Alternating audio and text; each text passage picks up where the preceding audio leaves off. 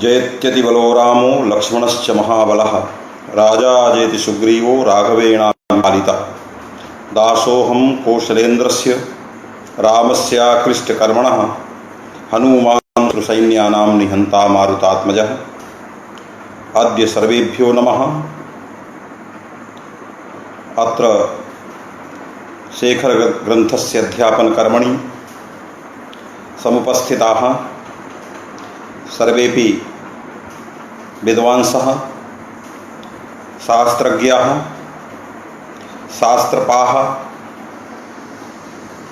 विलक्षणाः सरस्वती समुपासकाः एवंच अस्माकं शुभचिन्तकाः छात्राः अत्र सन्नद्धाः सर्वेपि प्रतिभागिनः विशेषतः कार्यक्रमस्यास्य संयोजकाः अस्माकं मित्रवर्याः मदनमोहन झा महाभागा सर्वेपि सप्तवादने समागताः भवन्ति। अतः सर्वेषां मनीषिणां विचक्षणानां संस्कृत समुपसेविनां विद्वद्धौरेयानाम् अत्र सन्नद्धानां सर्वेषाम् आचार्याणां विदुषाम् अहं हृदयेन स्वागतं व्याहरामि। भवन्तः सर्वे समागताः सर्वेपि मम साहाय्यम् इदानीं कुर्वन्ति, अतः सर्वेभ्यः कार्तज्ञम् अहं वितरामि। पूर्वस्मिन् दिने लघुशब्देन्दुशेखरस्य अकथितं चेति सूत्रविषये शेखरोक्तदिशा तस्य सार्थक्यं वैयर्थ्यम् इति विचारप्रसंगे अकथितं च सूत्रस्य वैयर्थ्यं मया शेखरोक्तदिशा मया तावत् वैयर्थ्यं प्रतिपादितम् आसीत्। एवंच मनोरमायां शब्दरत्नी मूले च अस्य सूत्रस्य प्रयोजनं शब्दरत्नी सूत्रस्य वैयर्थ्यम् इति मनोरमा मूलग्रंथे शब्दरत्ने च प्रतिपादितं वर्तते।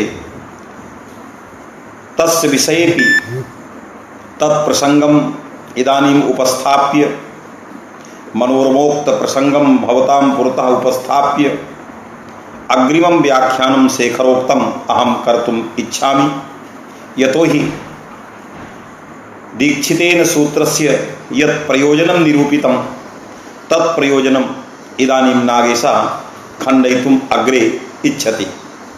सर्वप्रथमम् अस्य सूत्रस्य वैयर्थ्यं प्रतिपाद्य कस्मिन् पक्षे सूत्रस्य सार्थक्यम् अकथितं चेति एतत् सर्वं प्रतिपादनं कृत्वा मनोरमोक्त अस्य सूत्रस्य यत् प्रयोजनं तस्य खण्डनम् इदानीं चिकीर्षति नागेशभट्टः।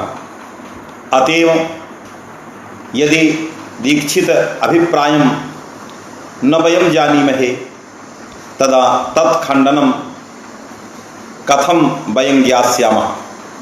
अतः अवश्यं दीक्षिताभिप्रायं विज्ञाय तत्खण्डनं शेखरोक्तदिशा अस्माभिः ज्ञेयम्। अतएव मनोरमा संदर्भम् आदौ अहम् उपस्थापयामि। मनोरमायां दीक्षितेन उक्तं मूले एव यदि इदं सूत्रं न स्यात् गांदोग्धिपयः वसुधां बलिं याचते एतेषु प्रयोगेषु वाक्येषु तत्र बलिम् इत्यस्य गाम् इत्यस्य कर्म संज्ञा न स्यात् इत्युक्त्वा दीक्षितः कथयति यदि अकथितं च सूत्रं न स्यात् तदा एतस्य कर्म संज्ञा न स्यात् तदा किं भविष्यति इति आदौ दीक्षितः मनोरमायां कथयति। पुनः अहं कथयामि, भवन्तः सावधानेन शृण्वन्तु। यतोहि यदि मनोरमाभिप्रायं वयं नैव जानीमहे तो शेखराभिप्रायं नैव ज्ञास्यामः। अतएव पूर्वपक्ष पक्षतया यह अभिप्रायः दीक्षितेन प्रकटितः तम अभिप्रायम् इदानीम् अहं वदामि। दीक्षितः कथयति मनोरमायां यदि अकथितं च सूत्रं न स्यात् तदा का विभक्तिः आगमिष्यति गां दोग्धिपया इत्यत्र। गो शब्दात् का विभक्तिः आगमिष्यति प्रथमा द्वितीयादि अन्यतमे अन्यतमासु विभक्तिषु। तदा दीक्षितः कथयति यदि अकथितं च सूत्रं न स्यात् तदा षष्ठी विभक्तिः आगमिष्यति। षष्ठी विभक्तिः गो शब्दात् आगमिष्यति, किन्तु षष्ठी विभक्तिः आगमिष्यति तदा तस्य गोपदोत्तर षष्ठ्यर्थ संसर्गस्य अन्वयः कुत्र भविष्यति। स च संसर्गः किम् अनियोगिकः इति विषये दीक्षितस्तावत् नैव विचारयति। गां दोग्धिपयः इत्यत्र गोपदोत्तर या षष्ठी तस्याः षष्ठ्याः अर्थः संसर्गः। सः संसर्गः यदि किंचित प्रतियोगिकः यदि किंचित अनियोगिकः भवति। यदि गोपदार्थ प्रतियोगिकः संसर्गः तदा किम अनियोगिकः अयं संसर्गः इति एकः प्रश्नः। किंच यथा राज्ञः पुरुषः इत्यत्र प्रतियोगी वाचकात् पदात् एव षष्ठी आगच्छति इति नियमः। एकदा गुरुचरणानां गृहे येषां सान्निध्ये मया सिद्धान्तकौमुदी अधीता सम्यक्तया अभ्यसिता च तेषां गृहे काश्याः एके विशिष्टाः विद्वांसः सायंकाले आगतवन्तः। तस्मिन् काले अहं पठन् आसम्। मनोरमायाः आहोषित सिद्धान्तकौमुद्याः पाठः तस्मिन् काले चलति स्म। ये विद्वांसः आसन् ते न केवलं व्याकरणस्य अपितु वेदांत न्याय शास्त्रस्यापि महनीयाः ते विद्वांसः आसन्। राज्ञः पुरुषः इत्यत्र षष्ठी निरूपण प्रसंगे तैः विद्वद्भिः गुरुचरणाः पृष्टाः यत् राजपदादेव राजन शब्दादेव षष्ठी कथम आगच्छति पुरुष शब्दात् षष्ठी कथं नागच्छति। यथा संबंधस्य प्रतियोगी राजन राजपदार्थः तथैव संबंधस्य कश्चन संबंधी पुरुषोपि तर्हि संबंधः दुष्टः तर्हि कथं राजशब्दादेव षष्ठी पुरुष शब्दात् षष्ठी कथं न भवति इति तैः विद्वद्भिः तस्मिन् काले जिज्ञासितम् आसीत्। गुरुचरणैः तस्मिन्नेव काले शीघ्रमेव झटित्येव उत्तरितम् यत् प्रतियोगी वाचकात् संबंधस्य यः प्रतियोगी तद्वाचकं यत् प्रातिपदिकं तस्मादेव षष्ठी भवति इति सिद्धान्तः। किन्तु तस्मिन् काले अहम् उक्तवान् यदि समागतानां विदुषां जिज्ञास्यम् अत्यन्तं चेत् तर्हि किमर्थम् एतादृशं जिज्ञास्यं गुरुसन्निधौ तैः विद्वद्भिः उपस्थापितम् इति तस्मिन् काले मया उक्तमासीत्। तदानीं शीघ्रमेव गुरुचरणैः प्रोक्तं यत् एवं न वक्तव्यं। कदाचित् अत्यन्तम् अल्पेष्वपि प्रश्नेषु अल्पेष्वपि पूर्वपक्षेषु महनीयं तत्त्वं निक्षिप्तं भवति तमेव महनीयं तत्त्वं विस्फोरयितुं कश्चित् विद्वान् एतादृशं जिज्ञास्यं प्रश्नम् आक्षेपं च करोति तदा न वक्तव्यं यत् एतेषां विदुषां प्रश्नः अत्यन्तं तावत् सरलः अल्पः अल्पीयान् इति न वक्तव्यं।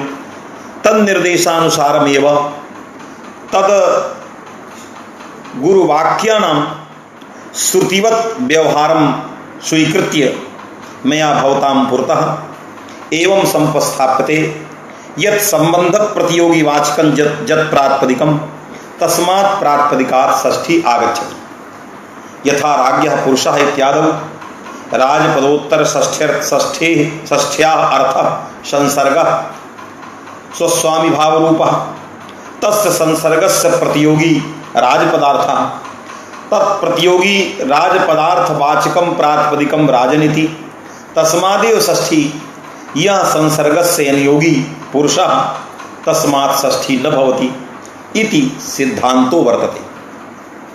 अतः यदि दीक्षितः एवं कथयति मनोरमायां यदि अकथितं च इदं सूत्रं न स्यात् तदा गामदोग्धिपयः इत्यत्र गोशब्दात् का विभक्तिः आगच्छेत् इति प्रश्ने तैरेव उत्तरितं यदत्र षष्ठी आगच्छेत् किंतु यदि षष्ठी आगच्छेत् तदा गोपदोत्तर षष्ठ्यर्थः कः इति न तैः विचारितम् एवं च षष्ठ्यर्थ संसर्गस्य अनियोगिकः किम अनियोगिकः अयं संसर्गः इत्यपि न तैः विचारितम् यतो हि तेषां मनसि अयं दृढीयान् विश्वासः आसीत्। दीक्षित आचार्याणां मनसि दृढीयान् विश्वासः आसीत् यत् गो पदात् षष्ठी यदा आगमिष्यति अकथितं च सूत्राभावे तदा अस्य संसर्गस्य प्रतियोगी दुधात्वर्थ दोहनं भविष्यति।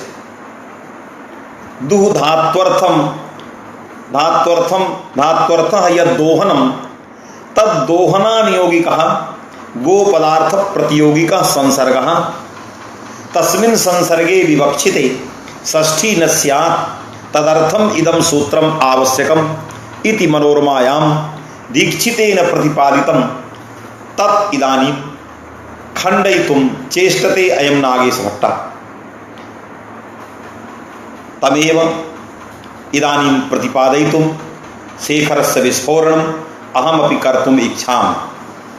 नागेशभट्टः यद्यपि शब्देन स्वकीयं मतम् उपस्थाप्य तथापि शब्देन सूत्रस्य स्वारस्यं सूत्रस्य सार्थक्यं प्रतिपादयितुं चेष्टते।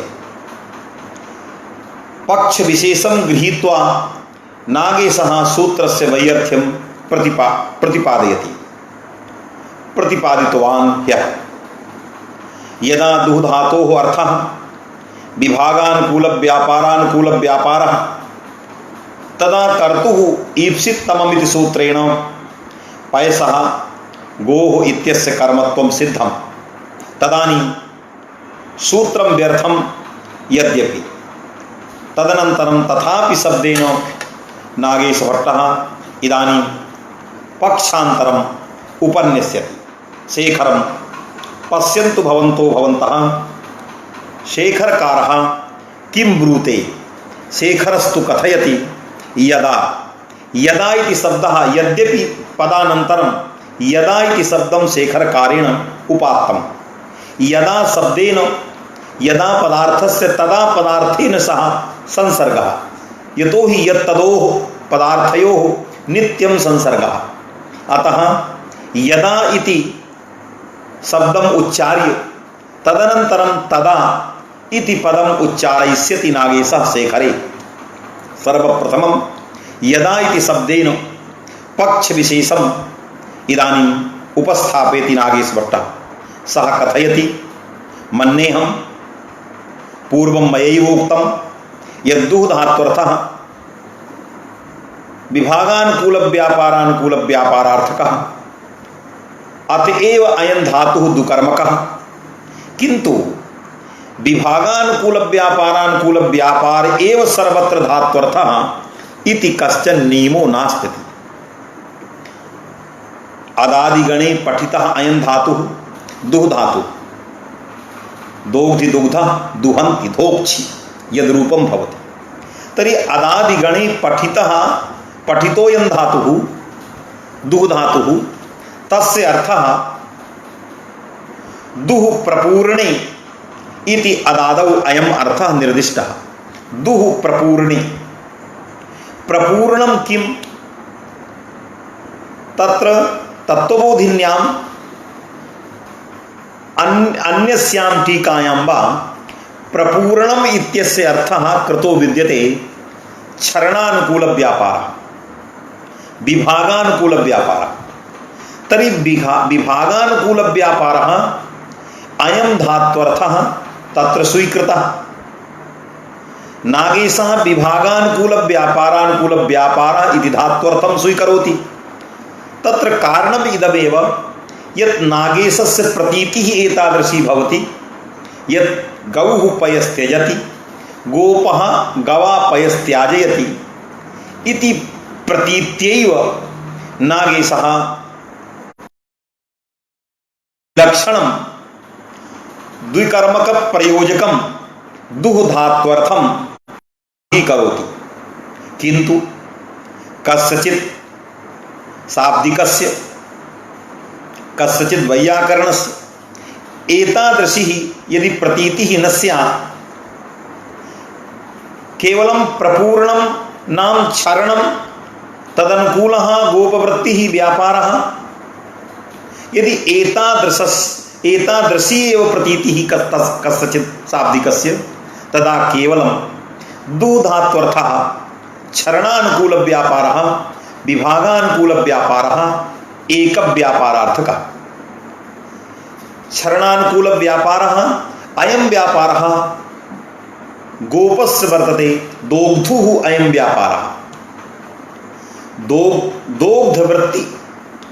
दोग्धवृत्तीयः व्यापारः तादृश व्यापार प्रयोज्यं जन्यं वा यत् फलं विभागः तत्फलाश्रयत्वेन विवक्षितस्य पैसः कर्मत्व सिद्धिः किंतु गो इत्यस्य कर्म संज्ञा न भविष्यति यदि गो इत्यस्य कर्म संज्ञा न भविष्यति तदा किं करणीयं तदा नागेशः कथयति अकथितं च सूत्रम् आरब्धव्यम् अस्यां परिस्थितौ एतादृशी परिस्थितिः वर्तते कस्यचित् विलक्षण प्रतिभा संपन्नस्य शाब्दिकस्य गौः पयस्त्यजति गोपः गवा त्याजयति इति प्रतीत्या विलक्षणस्य प्रतिभा संपन्नस्य शाब्दिकस्य एतादृशी प्रतीतिः यदि भवति तदैव विभागानुकूल व्यापारानुकूल व्यापारो धात्वर्थः यदि न मंदबुद्धि साधारणस्य जनस्य इयं प्रतीतिः यदि मंदबुद्धि साधारणस्य जनस्य एतादृशी प्रतीतिः नास्ति तदानीं काले अदादिगण पठितस्य प्रपूर्णार्थकस्य दुधातोः प्रपूर्णमेव अर्थः प्रपूर्णं नाम विभागः तदनुकूल व्यापारः अतः विभागानुकूल व्यापारः गोपवृत्तिः व्यापारः एतावान् धात्वर्थः यदि एतादृशी सर्वजन साधारणस्य सार्वजनीनस्य यदि एतादृशी प्रतीतिः तया प्रतीत्या केवलं विभागानुकूल व्यापारः अयमेव धात्वर्थः यदि अयमेव धात्वर्थः तदा भवन्तः विभावयन्तु तदानीं गोपदार्थस्य कर्म संज्ञा कर्तुः सूत्रेण सिद्धा नास्ति तस्मात् किं करणीयम् एतत् सर्वं भगवान् पाणिनिः गोपदार्थस्य कर्म संज्ञा विधानाय सूत्रं रचयामास सूत्रं तेन विरचितम् अकथितं च यदि विरचितं तदा कस्यां परिस्थितौ इदं सूत्रं प्रवर्तते तदा नागेशः कथयति कर्मत्व विवक्षायाम् अपादानत्व अविवक्षायां परिगणित धातु सत्सु परिगणित धातूनां प्रयोगे सति इदं सूत्रं प्रवर्तते दीक्षितः कथयति अपादानत्व विवक्षायां संबंधत्व विवक्षायां अपादानत्व अविवक्षायां संबंधत्वेन विवक्षायां इदं सूत्रं प्रवर्तते प्रवृत्ति बीजं भिन्नं भिन्नं वर्तते अतः नागेशः दीक्षितोक्तम् एतत् सूत्र प्रवृत्ति बीजं नाभ्युपैति अतएव नागेशः कथयति एक व्यापारार्थकत्वपक्षे अकथितं च सूत्रं सार्थकं व्यापारद्वयर्थकत्वपक्षे इदं सूत्रं न सार्थकं व्यर्थम् एतत् सर्वं सार्थक्य वैयर्थक्य प्रतिपादने केवलं प्रतीतिरेव कारणं कुत्र सार्थकं कुत्र व्यर्थम् अत्र केवलं प्रतिभा संपन्न विदुषां कृते व्यापारद्वयार्थकत्वं चेत् तदा सूत्रं व्यर्थं। सर्वजन साधारणानां सिद्धांत कौमुदी इत्यादि ग्रंथ अधीयानानां अध्ययन कुर्वतां प्रपूर्णार्थको अयं धातुः इति ज्ञातवतां विदुषां सार्वजनिकानां विदुषां केवलं सर्वसाधारणा यदि इयं प्रतीतिः विभागानुकूलव्यापारः तया प्रतीत्या इदं सूत्रं सार्थकं भवति इति आदौ प्रतिज्ञातं नागेशभट्टेन। किन्तु इदं सर्वं तत्त्वं श्रुत्वा पुनः भवन्तः इदानीं शृण्वन्तु, विभावयन्तु, विचारयन्तु, चिन्तयन्तु यत् अस्मिन् पक्षे कर्मवाच्ये कस्मिन् लकारे कस्मिन् कर्मणि लकारः आगमिष्यति। यतोहि मया पूर्वं प्रतिपादितमासीत् सूत्राभावे अकथितञ्च सूत्राभावे व्यापारद्वयार्थकत्वपक्षे प्रधाने कर्मणि लकारः अस्माभिः अंगीकृतः आसीत्। प्रधानञ्च कर्म प्रधानीभूतव्यापारे साक्षात् विशेषणीभूतं यत् फलं तत्फलाश्रयत्वेन विवक्षितञ्च यत् कर्म तत्कर्म प्रधानीभूतं तादृशे प्रधानीभूते कर्मणि लकारः आगच्छति येन गौर्दुह्यते पयः इति कर्मवाच्ये वाक्यं भवति। एतत् सर्वं व्यापारद्वयार्थकत्वपक्षे मया प्रतिपादितम् आसीत्। किन्तु एकव्यापारार्थकत्वपक्षे अकथितञ्च सूत्रेण अपादानत्व अविवक्षायां गोपदार्थस्य कर्मसंज्ञायां सत्यां गां दोग्धिपयः इत्यत्र कस्मिन् कर्मणि लकारो आगमिष्यति इति प्रश्नः पुनः आगतः नागेशभट्टानां हृदि। तदा नागेशः कथयति, शेखरे अस्मिन् पक्षे सूत्रसार्थकपक्षे इदानीं कस्मिन् कर्मणि लकारः कर्तव्यः तदा कथयति नागेशभट्टः अप्रधाने दुहादीनाम् अस्मिन् पक्षे अप्रधाने दुहादीनां किन्नाम अप्रधानं येन अप्रधाने गवादिषु अप्रधानेषु कर्मसु लकारः आगच्छेत्। यतोहि सूत्रसार्थक्य पक्षे अप्रधाने दुहादीनाम् एणन्ते कर्तुश्च कर्मणः इति कारिकायाः उत्तरार्धं वाक्यं सार्थकं भवति। तर्हि अप्रधाने दुहादीनाम् एणन्ते कर्तुश्च कर्मणः इत्यत्र किन्नाम अप्रधानीभूतं कर्म अस्मिन् पक्षे। तदा नागेशः कथयति, पूर्वं यत् प्रधानकर्मणः लक्षणं मया विहितं तद्भिन्नं यत् कर्म तत्कर्म अप्रधानीभूतं कर्म। यथा कश्चित् एवं कथयति, अयं घटः तद्भिन्नः कः? तदा कथयति, यः घट भिन्नः स एव तद्भिन्नः। एवमेव अत्र प्रधानस्य स्वरूपं विचार्य अप्रधानः कः? तदा वक्तव्यं प्रधानभिन्नः। यदि घटस्य स्वरूपं विचार्य कश्चित् पृच्छति अघटः कः? तदा वक्तव्यं घटभिन्नः। तथैव अत्रापि प्रधानस्य स्वरूपं नागेशेन विचारितं। तदनन्तरं सूत्रसार्थक्यपक्षे पुनः पृच्छति, यदि अप्रधाने दुहादीनां कर्मणि आगमिष्यति तदा अप्रधानं किं? तदा उक्तं पूर्वोक्त प्रधान भिन्नं यत् तद अप्रधानम्। पूर्वोक्त प्रधान भिन्नं यत् तद अप्रधानम्। तर्हि पूर्वोक्त प्रधान भिन्नं किं तद भिन्नं? पूर्वोक्त प्रधानं प्रधानीभूते व्यापारे यत्र साक्षात् विशेषणीभूतं फलं तत्फलाश्रयत्वेन विवक्षितं यत् कर्म तत्कर्म प्रधानीभूतं कर्म इदं प्राधान्यकर्मणः लक्षणं तावद् विचारितम् आसीत्। अतएव नागेशः कथयति, मूलग्रन्थे भवन्तः शृण्वन्तु, अप्रधानकर्मत्वञ्च उक्त प्रधानकर्म भिन्नकर्मत्वम्। अप्रधानकर्मत्वञ्च उक्त प्रधानकर्मत्व भिन्नम्। उक्त प्रधानकर्म गोपदार्थः त्वेन विवक्षितं कर्म आसीत्। प्रधानीभूत व्यापारे साक्षात् विशेषणीभूतं फलम्। तत् आश्रयत्वेन विवक्षितं प्रधानीभूतं कर्म। अस्मिन् पक्षे प्रधानीभूत व्यापारः विभागानुकूलव्यापारः। मया पूर्वमेव उक्तम् एकव्यापारार्थकत्वपक्षे दु धातोः अर्थः प्रपूर्णानुकूलव्यापारः। प्रपूर्णं नाम विभागः, विभागानुकूलव्यापारः। विभागानुकूल एकव्यापारार्थकत्वपक्षे प्रधानीभूतः व्यापारः विभागानुकूलव्यापारः सः व्यापारः गोपवृत्तिव्यापारः।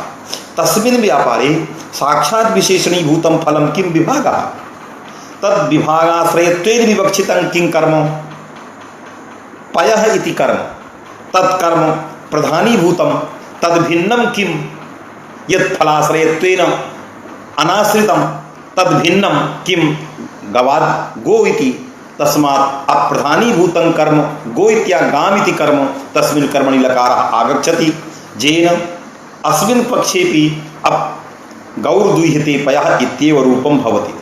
पुनः अहं कथयामि विभागानुकूलव्यापारार्थकत्वपक्षे प्रधानीभूत कर्म भिन्नं यत् कर्म तद् अप्रधानीभूतं कर्म। प्रधानीभूतं कर्म किं प्रधानीभूतस्य कर्मणः लक्षणं प्रधानीभूतव्यापारे साक्षात् विशेषणीभूतं यत् फलं तत्फलाश्रयत्वेन विवक्षितं गामिति नास्ति। व्यापारे साक्षात् विशेषणीभूतं फलं विभागादिः तदाश्रयत्वेन विवक्षितं न गवादिः। तस्मात् फलाश्रयत्वेन विवक्षित भिन्नं यदि भिन्नं तर्हि प्रधान भिन्नं चेद अप्रधानं चेत तदा प्रधाने कर्मणि अप्रधाने दुहादीनाम् अप्रधाने कर्मणि लकारः आगच्छति। अतएव गौर्दुह्यते पयः इदमपि वाक्यं सूत्रखण्डनवत् मण्डन पक्षेपि इदं वाक्यं भवति। किन्तु भवन्तः विचारयन्तु यदा सिद्धान्तकौमुदीं वयं पठामः तस्मिन् काले टीकायाम् अकथितं च सूत्रेण विहितं यत् कर्म तद् अप्रधानीभूतं कर्म इति लक्षणं कृतमासीत्। कर्तुः सूत्रेण जस्य जस्य कर्म संज्ञा तत्तत् सर्वं प्रधानीभूतं कर्म। तत्र अप्रधानीभूतस्य कर्मणः स्वरूपं दण्डिना उक्तम्।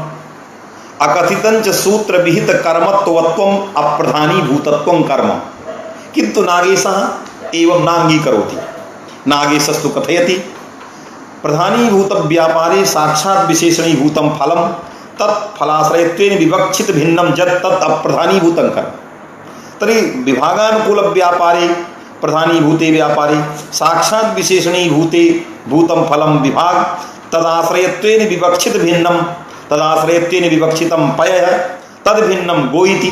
अतः गो इत्यस्य अप्रधानीभूतत्वं सिद्धं तस्मिन्नेव अप्रधानीभूते कर्मणि लकारः आगतः येन गौर्दुह्यते पयः इत्यपि वाक्यं मण्डनसूत्रस्य मण्डनेपि इदं वाक्यं साधु सुसम्पन्नं तस्मात् फलैक्ये प्रत्याख्याने न तु फलभेदे इत्यस्यापि वाक्यस्य सार्थक्यम् आगतं वर्तते।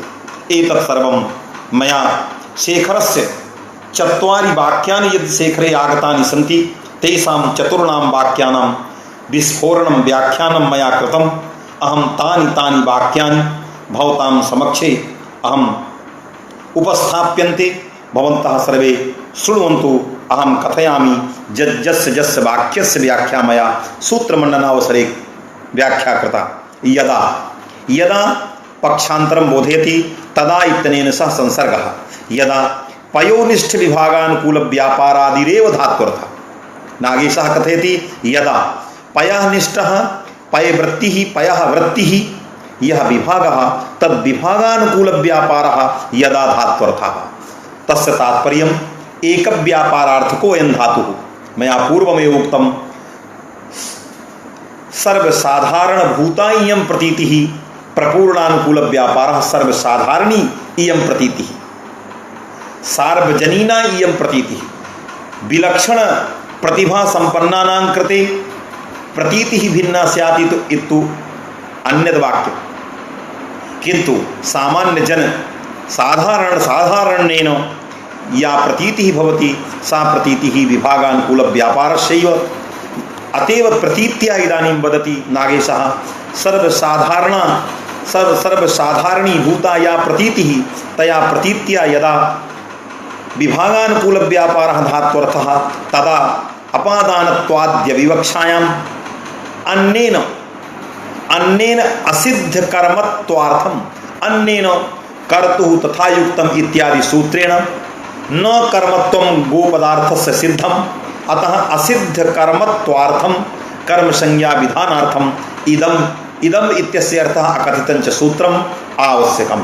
पंक्तिशः व्याख्यानं मया एकस्य वाक्यस्य कृतं किन्तु तदा यदा आदौ आगतः आसीत् तदनन्तरं कथयति नागेशः तदा यदि एकव्यापारार्थकत्व पक्षः विभागानुकूल व्यापारेव धात्वर्थः तदा कस्मिन् कर्मणि लकारो आगमिष्यति इति प्रश्नम् उद्भाव्य कथयति अप्रधाने दुहादीनाम् इति उक्तैः अप्रधान गवादीनाम् एव लादयः अप्रधान गवादीनाम् एव लादयः इति उक्त अप्रधाने दुहादीनाम् इत्युक्तैः यतो हि भाष्यकृद्भिः वाक्यपदीयकारकृद्भिः अप्रधाने दुहादीनाम् इणन्ते कर्तुश्च कर्मणः इति व्यवस्था कृता तदा अप्रधानीभूतं कर्म किं गवादिकर्म तस्मिन्नेव कर्मणि लकारः आगमिष्यति तदा यदा एवं भूतः धात्वर्थः। किंच अप्रधान कर्म किम अस्ति किन्नाम अप्रधान कर्म तदा कथयति अप्रधान कर्मत्वम उक्त प्रधान कर्म भिन्नत्वम। उक्त प्रधान कर्म किम उक्त प्रधान कर्म च प्रधानीभूत व्यापारी साक्षात विशेषणीभूतं यत् फलम तत्फलाश्रयत्वेन विवक्षितम यत् कर्म तत् उक्त प्रधानीभूतं कर्म तद भिन्नं यत् तद अप्रधानीभूतं कर्म। तर्हि विभागानुकूल व्यापारार्थकत्व पक्षे प्रधानीभूतः यः व्यापारः तत्र साक्षात् विशेषणीभूतं फलं विभागः तदाश्रयत्वेन विवक्षितं पयः तद भिन्नं गवादिः अतः गवादीनाम् अप्रधान कर्मत्वं सिद्धम् अतः अप्रधाने कर्मणि लकारः आगतः जेन सूत्र सत्वपक्षे गौर्दुह्यते पयः इति सिद्धं सूत्राभावेपि गौर्दुह्यते पयः इति सिद्धं तस्मात् न फलभेदः। अत्रैव तत्र उक्तार्थे गवादीनाम् अस्तेव अप्रधान कर्मत्वं कथं फलानाश्रयत्वात् अप्रधानीभूते व्यापारे फलाश्रयत्वेन विवक्षितं यदेव तत् प्रधानं कर्म तद अनाश्रयत्वात् इदं गवादिभूतं कर्म अप्रधानीभूतं कर्म इति सिद्धम् इति नागेशेन अत्र सूत्रस्य सार्थक्यं कर्मवाच्यस्य स्वरूपम् अप्रधानकर्मणः लक्षणम् एतत् सर्वं नागेशभट्टेन विचारितम्। इदानीम् एतद् विचारानन्तरं धात्वर्थः विभागानुकूल व्यापारः एकेव व्यापारः एकमेव फलम् एतस्मिन् सन्दर्भेपि अत्र विचारयितुम् इच्छति नागेशभट्टः। सः कथयति गांदोग्धिपयः इत्यत्र अंतस्थित द्रवद्रव्यनिष्ठ विभागानुकूल व्यापारः दुहेः अर्थः एक व्यापारम् इदानीं निरूपयति। सः कथयति अंतस्थित अंतः स्थितं यद् द्रवीभूतं द्रव्यम् अंतस्थितः द्रवीभूतं द्रव्यं कस्य अंतः स्थितं गोः गोद्रव्यं यद् वर्तते तस्मिन् द्रव्ये गोपदार्थे गोः अंतस्थितं किमपि द्रवीभूतं द्रव्यं यस्य नाम पयः तन्निष्ठः विभागः तदनुकूल व्यापारः तज्जनक व्यापारः दुधातोः अर्थः इति नागेशभट्टेन एक व्यापारार्थकत्वमपि इदानीं सिद्धान्तितम्। अयं पक्षः तेन अंगीकृतः तर्हि व्यापारद्वयार्थकत्व पक्षोपि तेन स्वीकृतः एक व्यापारार्थकत्व पक्षः अपि तेन स्वीकृतः पक्षद्वयं तेन इदानीं स्वीकृतम्।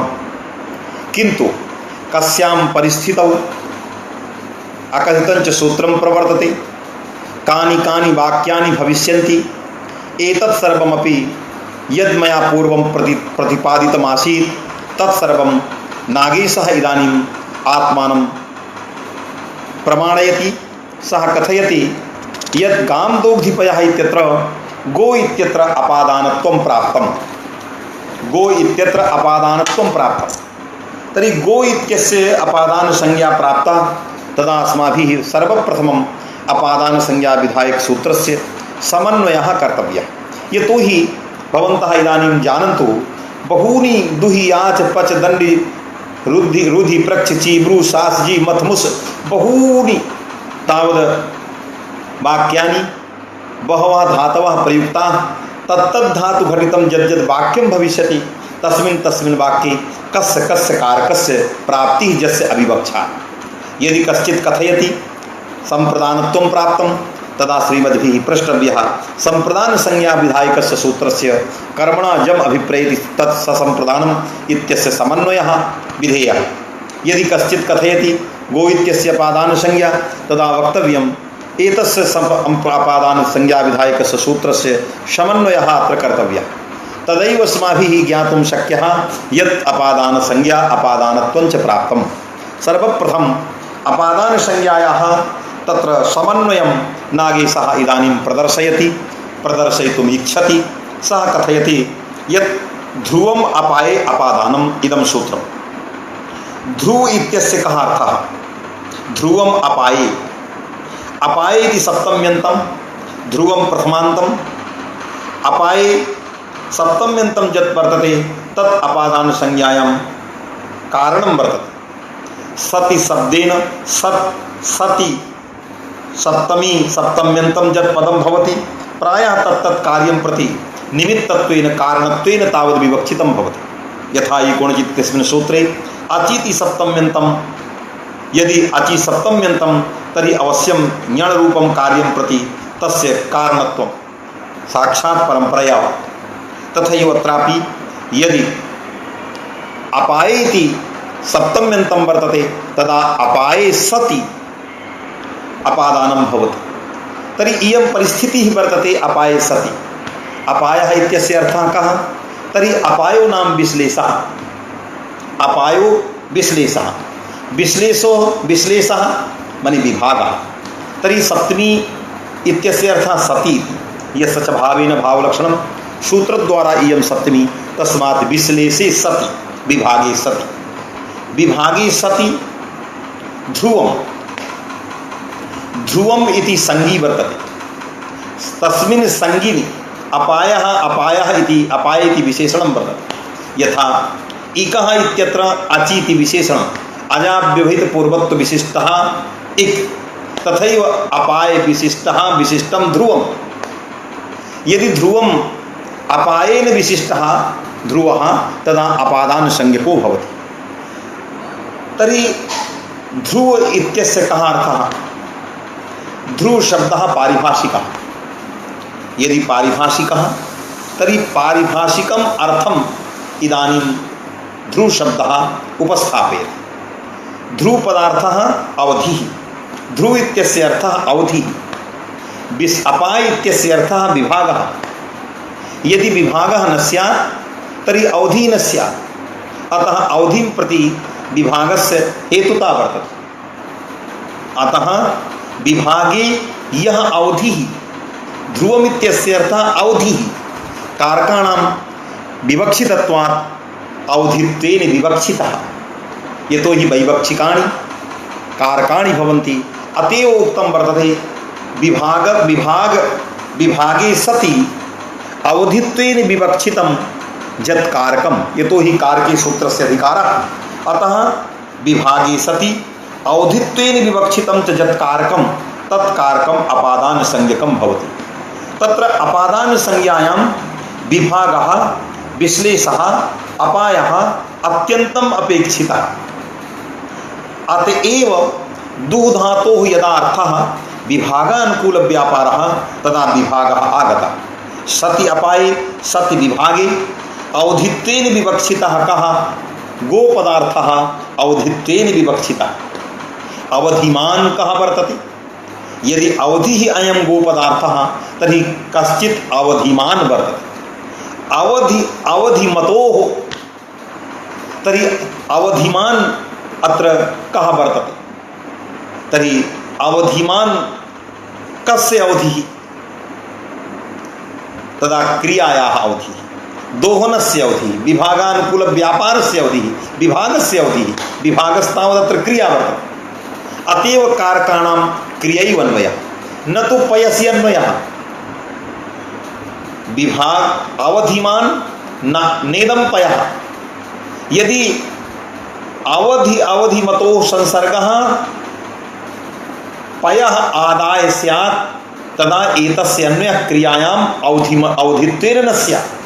अतः अत्र क्रियायाः अवधिः तावद् विवक्षितः वर्तते। अतः विभागः यः क्रिया वर्तते विभागः तस्याः क्रियायाः अवधिः गोपदार्थः एवञ्च अयं गोपदार्थः विभागस्य अवधिः क्रियायाः अवधिः किंच व्यापारस्य अनाश्रयः। यदि कस्मिंश्चित् पदार्थे विभागस्य अवधिः वर्तते किंतु सः पदार्थः व्यापारस्य आश्रयः तदा तत्र अपादान संज्ञा न प्राप्नोति। व्यापाराश्रयत्वेन प्राप्ता या कर्तृसंज्ञा तया कर्तृसंज्ञया अपादान संज्ञायाः बाधो भवति। यथा वृक्षं त्यजति खगः, अत्र वृक्षं त्यजति खगः, अत्र खगः वृक्षः अवधिः वर्तते, वृक्षः अवधिः वर्तते त्यागक्रियाया। अतः विभागः खगेपि केवलं विभागाश्रयत्वमेव अपादानत्वं, तदा खगस्यापि कदाचित् अपादानत्वं प्राप्तं स्यात्। अतएव लक्षणे अपाये सति अवधित्वेन विवक्षितं यत्कारकं व्यापारानाश्रयत्वेन च विशिष्टं तदेव अपादान संज्ञकं भवति इति लक्षणं चेत् समन्वितं भवति गोपदार्थे तदैव वक्तव्यम् अपादानत्वं प्राप्तं यस्य अविवक्षा। तर्हि इदानीं विभागो विवर्तते, तस्य विभागस्य अवधिः गोपदार्थः, अवधित्वेन गोपदार्थः विवक्षितः किंच विभागजनकव्यापारस्य अनाश्रयः। विभागजनकव्यापारः दोग्धरि वर्तते, दोग्धरि गोपे विभागजनकव्यापारः, तर्हि व्यापारस्य अनाश्रयः अवधित्वेन विवक्षितः विभागाश्रयः दोहनक्रियाजनकश्च। तस्मात् एतस्य गोपदार्थस्य अपादान संज्ञा प्राप्ता भवति। तस्य प्राप्तस्य अपादानत्वस्य प्रसक्तस्य अपादानत्वस्य अत्र अविवक्षा वर्तते। तर्हि अपादानत्व अविवक्षायाम् इदानीं कर्मत्व विवक्षायाम् अकथितं च सूत्रेण कर्मत्वं प्राप्तं। नात्र षष्ठी प्राप्ता, षष्ठी न प्राप्ता। यत् मनोरमायां दीक्षितेन उक्तमासीत् यदि अत्र इदं सूत्रं न स्यात् कथितं च तदा षष्ठी प्राप्ता भविष्यति। कथं षष्ठी प्राप्ता भविष्यति? षष्ठी प्राप्ता दोहन क्रियायाम् अन्वयं प्रति न प्राप्ता भविष्यति। षष्ठी प्राप्ता भविष्यति पयसि अन्वय विवक्षायां। दीक्षितेन दोहन क्रियायाम् अन्वयं प्रति अकथितं च सूत्राभावे षष्ठ्यापादनं कृतं, तत्तु नागेशः न तावत् सहते। सः कथयति अपादानत्व अविवक्षायाम् अनेन अकथितं च सूत्रेण कर्मत्वं किंच तद विवक्षायां पंचमी, अपादानत्व विवक्षायां पंचमी गोः पयो दोग्धि किंच पयसि अन्वये न दोहन क्रियायाम् अन्वये। दीक्षितः कथयति मासाणाम् अस्नीयात् इतिवत्। अत्र मासाणाम् अस्नीयात् इत्यत्र तावद् दृष्टान्तं नास्ति। अतएव पयसि अन्वये षष्ठी एवञ्च एकं विशिष्टं सिद्धान्तं नागेशः कथयति। अत्र गोपदार्थस्य दोहनक्रियायाम् अन्वये षष्ठी कथं न तावद् भवति, अत्र संदर्भे विशिष्टं सिद्धान्तं निरूपयति। सः कथयति द्विकर्मकेषु गवादीनां कर्मत्व अविवक्षायां क्रियायाम् अन्वये षष्ठी भविष्यति न वा। पुनः शृण्वन्तु तत्र भवन्तः। द्विकर्मकत्वे द्विकर्मकेषु धातूनां या द्विकर्मकेषु सत्सु पयः इति एकं कर्म गवाम् इति एकं कर्म, तर्हि द्विकर्मकेषु गवादीनां कर्मत्व अविवक्षायां दोहनक्रियायाम् अन्वयो भविष्यति न वा। तदा नागेशः कथयति न भविष्यति तदन्वये न षष्ठी अनविधानात्। विशिष्टम तत्वम प्रायः मनोरमायां कुत्रापि एवं तत्वम एवं भूतः सिद्धान्तः लिखितो न वर्तते। पुनः अहं कथयामि यतोहि अत्र विद्वांसः इदानीम् अस्माभिः दृश्यन्ते। नागेशः कथयति दीक्षितं नाहम् अहं मन्ये अस्मिन् सन्दर्भे। कथं कुत्र? दीक्षितः कथयति कर्मत्व गोपदार्थस्य कर्मत्व अविवक्षायाम् अपादानत्व अविवक्षायां दोहनक्रियान्वय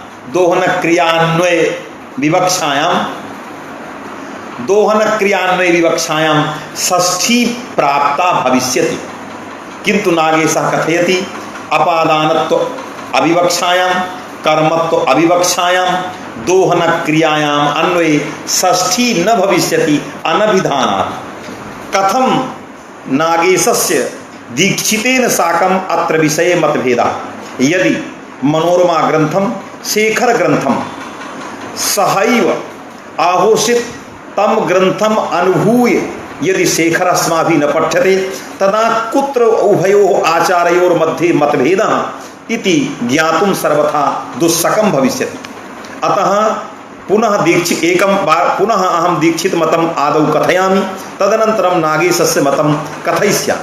दीक्षितः कथयति अपादानत्व अविवक्षायां कर्मत्व अविवक्षायां गोपदार्थस्य दोहन क्रियायाम् अन्वये षष्ठी भविष्यति मासानाम् अस्नीयात् इतिवत्। अतः अकथितं च सूत्रम् आवश्यकम् इति मनोरमायां दीक्षितेन उक्तम्। नागेशः न अत्र सहते। सः कथयति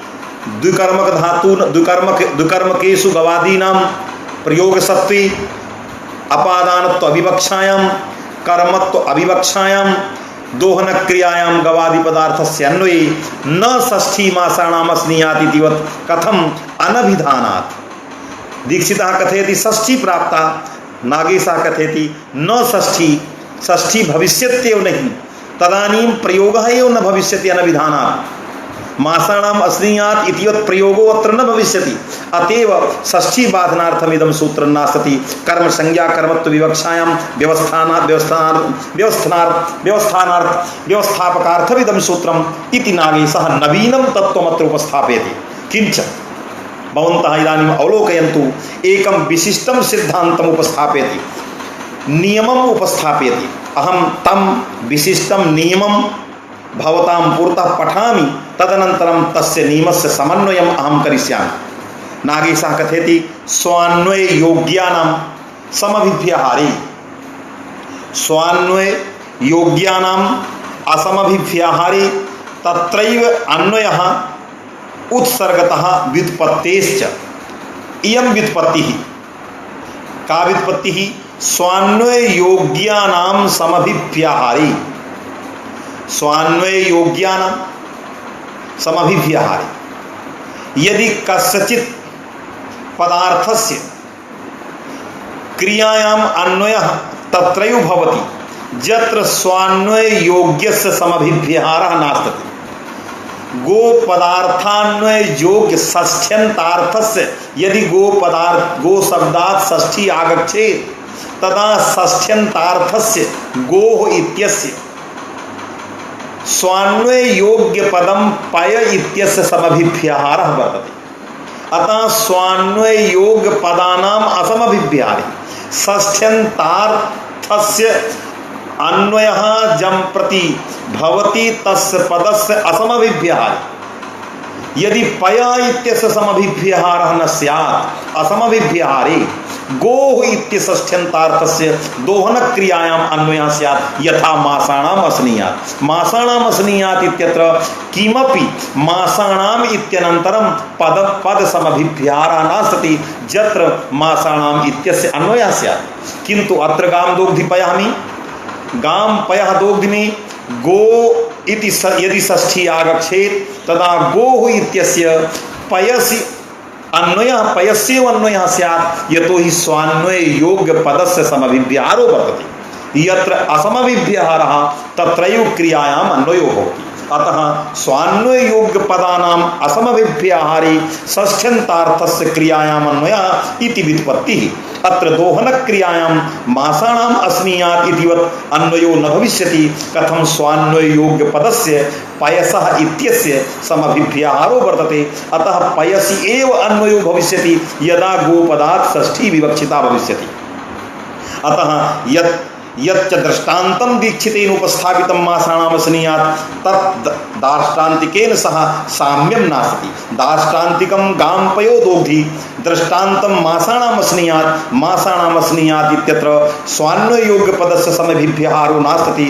अत्र स्वान्वय योग्यस्य पदस्य पयः इत्यस्य समभिभ्याहारो वर्तते। अतः दृष्टान्त दार्ष्टान्तिकयोर्मध्ये महद् वैषम्यम्। अतः दोहन क्रियान्वय विवक्षायां मास गो शब्दात् षष्ठी न प्राप्ता मासानाम अस्नीयात् इतिवत्। अतः तदर्थं षष्ठी बाधनार्थम अकथितं च सूत्रं नास्ति। यत् दीक्षितेन प्रतिपादितं तत् सर्वथा आपातरमणीयं त्याज्यम् इति नागेशेन इदानीं खंडितम्। अतएव मनोरमो मार्थदेहं लघुशब्देन्दुशेखरं यत् मूल आदौ प्रतिज्ञातं तद् इदानीम् आगतं वर्तते। अतः व्युत्पत्तिं तावदहं कथयामि। स्वान्वय योग्य पदानाम असमभिभ्याहारे एव तत्रैव क्रियायाम अन्वयः इति व्युत्पत्तेः। यदि स्वान्वय योग्य पदस्य समभिभ्याहारो वर्तते, अत्र स्वान्वय स्वपदेन षष्ठ्यन्तं पदं गो इति तदन्वय योग्यं पदम पदपदार्थयोस्तादात्म्यात् पयः इति तत्समभिभ्याहारे तस्य षष्ठ्यन्तार्थस्य गोपदार्थस्य क्रियायाम अन्वयो न भविष्यति। पयस्यैव अन्वयो भविष्यति। पयसि अन्वय विवक्षायाम यदि षष्ठी स्यात् तदा षष्ठ्यन्त घटितं गोः पयोदोग्धि साधु। अपादानत्व विवक्षायां गोः पयोदोग्धि साधु। कर्मत्व विवक्षायां गां पयोदोग्धि साधु। किंतु कर्मत्व विवक्षायां षष्ठी भविष्यति। क्रियान्वय विवक्षायां मासानाम अस्नीयात् शतांगतं मातुस्मरणम् इतिवत् तदा मातुः स्मरति इतिवत् तदा असाधु न भविष्यति अनभिधानात् व्युत्पत्तेश्च सत्वात्। अतः शेखरकारेण दीक्षितः इदानीं खंडितः। अतएव कथयति स्वान्वय योग्य पदानां समभिभ्याहारे षष्ठी न भवति। क्रियान्वय विवक्षायां क्रियान्वये षष्ठी न भवति इति अंगीकारादेव नागेशभट्ट भाष्यकारः कथयति तण्डुलानाम् ओदनं पचति। तण्डुलानाम् ओदनं पचति। तण्डुलानाम् इत्यत्र षष्ठी कथम् अस्ति? किं तण्डुलानाम् इत्यत्र षष्ठी पाकक्रियान्वय विवक्षायां? तदा भाष्यकारः कथयति नहीं पाकक्रियान्वय विवक्षायां तण्डुलानाम् इत्यत्र षष्ठी नास्ति। यतोहि विकार योगे षष्ठी। विकारः कः? ओदनः तण्डुलस्य विकारः। अतः स्वान्वय योग्य पदं वर्तते ओदनं तस्य पदस्य समभिभ्याहारः। तस्मिन् समभिभ्याहारे षष्ठ्यन्तार्थस्य तत्रैव अन्वयः। अतः ओदने एव अन्वयो भविष्यति। ओ विकारभूतं यदोदनं तदोदनम् आदाय यत्र षष्ठी आगता वर्तते। अतएव तण्डुलानाम् ओदनं पचति इति वाक्यं भाष्ये साधु आगतम्। यदि ओदनम् इति प्रयोगः न स्यात्, तण्डुलानाम् ओदनं पचति ओदनम् इत्यस्य प्रयोगः समभिभ्याहारः न स्यात्, केवलं तण्डुलानां पचति स्यात्, तदा षष्ठी मातुः स्मरति इतिवत् भविष्यति। षष्ठी तत्रैव कर्मणि भवति। कर्तरि वा भवति। कर्मणः संबंध विवक्षायां कर्तुः वा शेषत्व विवक्षायां तत्रैव यत्र स्वान्वय योग्य पदस्य समभिभ्याहारो न वर्तते। अत्र स्वान्वय योग्य पदस्य विकारवाचकस्य ओदनस्य समभिभ्याहारः। अतः तत्रैव अन्वये एव षष्ठी भविष्यति न पाकक्रियायां क्रियान्वयं प्रति। अतएव उक्तं तण्डुलानाम् ओदनं पचति इत्यत्र द्वयर्थः पचिः। अत्र विकार योगे षष्ठी इति कर्तुः सूत्रे भाष्ये उक्तं वर्तते। अतएव तस्मात् कर्तुः ईप्सितमं कर्म इति सूत्रे भाष्ये भाष्यकृता उक्तं विकार योगे षष्ठी। विकारः कः? विकारबोधकः कः? ओदनमिति। अतः ओदन योगे तण्डुलानामत्र षष्ठी न पाक योगे षष्ठी। तथैव गाम इत्यत्र षष्ठी पयस योगे भविष्यति न दोहन क्रियायाम्। अतः दोहन क्रियान्वय विवक्षायां प्राप्तां षष्ठीं बाधितुम् अकथितं च सूत्रं यद् दीक्षितेन प्रतिपादितं तत् सर्वथा दुस्त्याज्यम् इदानीं त्याज्यं वर्तते सर्वथा आपातरमणीयम् इति नागेशेन अकथितं च सम्पूर्णं सूत्रं व्याख्यातम् इति दिक् नागेशः कथयति इति दिक्।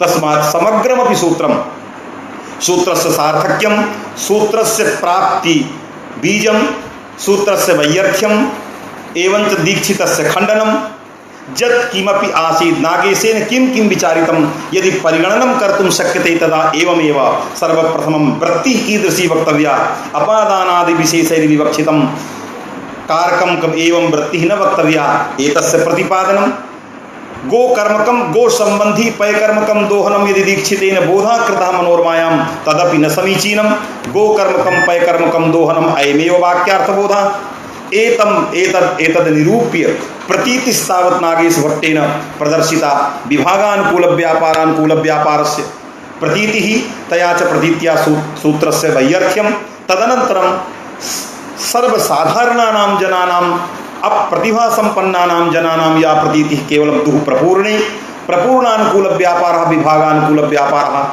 तस्मिन् पक्षे सूत्रं सार्थकं किंतु मासाणाम स्नीयात् इतिवत् यत् षष्ठ्यापादनं दीक्षितेन कृतं तत् खण्डनम् एतत् सर्वं मनसि कृत्य संपूर्णं सूत्रं तावत् नागेश भट्टेन व्याख्यातम् इदानीं अकथितं च सूत्रव्याख्यानम् इदम् अत्रैव पूर्णं जातम् अत्रैव अहं समापयामि। सर्वेभ्यः नमः, सर्वान् नमस्करोमि, धन्यवादार्हाः, नमस्काराः।